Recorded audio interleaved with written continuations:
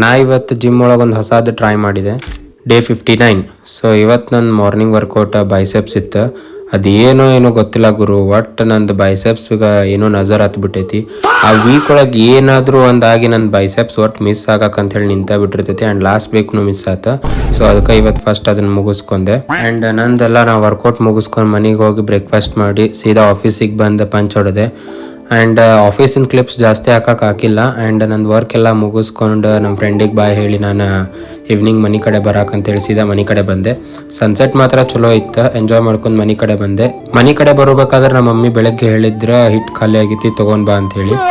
So ಮತ್ತು ನಾ ಅಲ್ಲಿ ಹಿಟ್ಟು ತರಕಂತೇಳಿ ಹೋದೆ. ಸೊ ನಾ ಬರೋ ಆನ್ ದ ವೇ ಒಳಗೆ ನಾನು ನಂದು ಡೈಲಿ ಪ್ರೋಟೀನ್ ಇಂಟೇಕ್ ಮಾಡೋ ಸಂಬಂಧ ನಾನು ಚಿಕನ್ ತೊಗೊಂಬರ್ತೇನೆ.